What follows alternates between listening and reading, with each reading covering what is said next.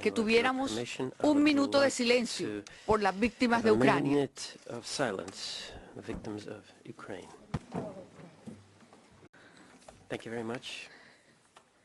Iniciaremos hoy nuestro trabajo escuchando a Su Excelencia, el señor Dmytro Kuleba, ministro de Relaciones Exteriores de Ucrania.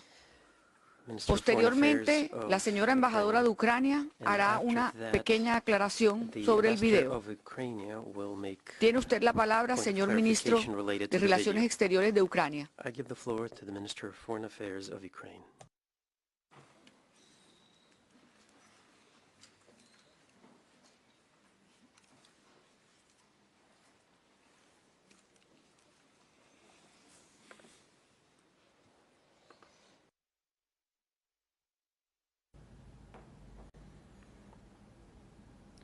Madam President, this moment in world history is unprecedented and dark. A permanent member of the UN Security Council unleashed a full-scale invasion of a sovereign UN member. Russian troops crossed the Ukrainian borders from the territory of Russia, Belarus and the occupied parts of Ukraine, Donbas and Crimea. Russia simultaneously attacked and continues to attack Ukraine from the east, south, north and by air. Russia launches horrific missile attacks on cities, attacks with aviation, tanks and artillery, sends subversion and reconnaissance groups.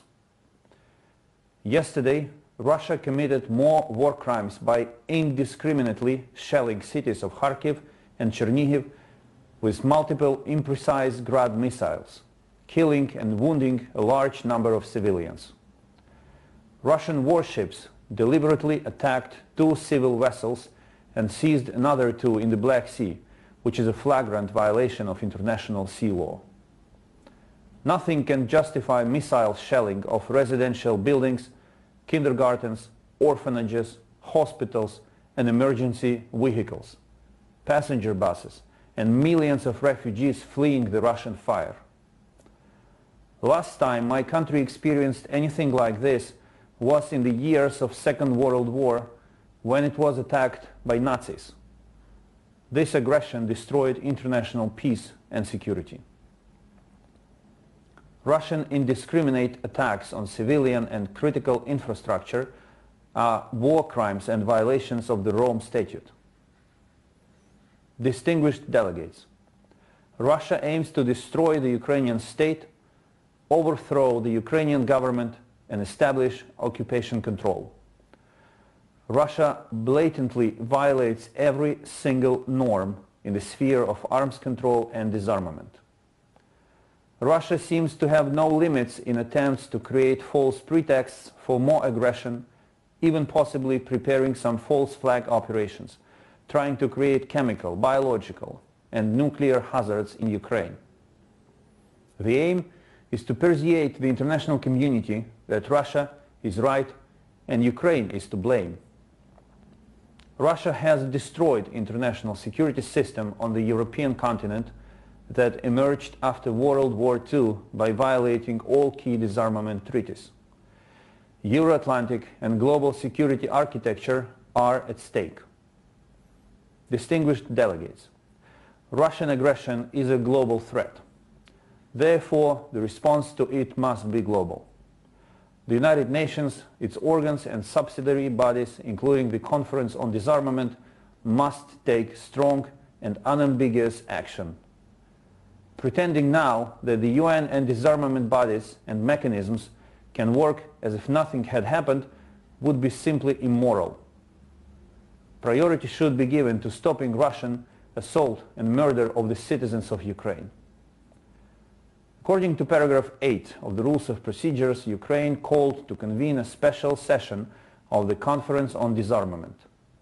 Its main issue is Russia and its armed aggression against Ukraine. Biological, chemical and nuclear threats of such aggression can be comprehensively considered. Specific actions to address this unprecedented security challenge can be elaborated. We call upon all member states to support such action. Madam President, distinguished delegates, the future of global security is being determined right now in Ukraine. If Russia's severe violations of international law and order remain unpunished, no country in the world could feel safe anymore. As a famous quote goes, the only thing necessary for the triumph of evil is for good to do nothing. We therefore count on a strong, coordinated and proper reaction by the international community to the barbaric atrocities by Russia in Ukraine. We cannot afford to stay complacent as we see Russia heavily bombing Ukrainian cities and villages, trying to capture our capital. Ukraine defeated the greatest evil of the 20th century and will defeat the greatest one of the 21st century. And this is not an exaggeration. We can do it together with the support of the international community.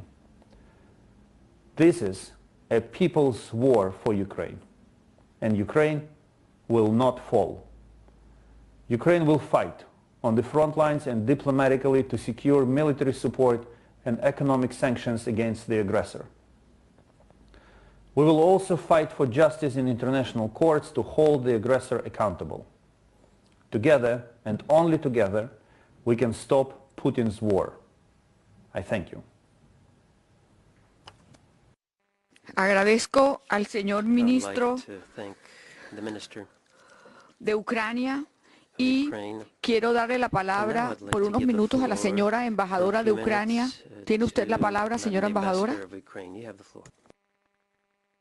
Thank you, Madam President. Since the statement of my minister was recorded before, I would like to provide the delegation with some update. Yesterday, I submitted a request to the President of the Conference on Action Against Ukraine, including the use of conventional weapons against the civilian population, as well as nuclear and other WMD threats, could be comprehensively considered, and concrete and specific actions to address this unprecedented security challenge could be elaborated. We requested that the plenary meeting be held as urgently as possible and count on the support by delegations. I thank you, Madam President. Gracias a usted, señora embajadora. Si me permiten suspender un momento la reunión para darle la bienvenida al señor, su excelencia, Mukhtar Tileuberdi, viceprimer ministro y ministro de Relaciones Exteriores de Kazajistán.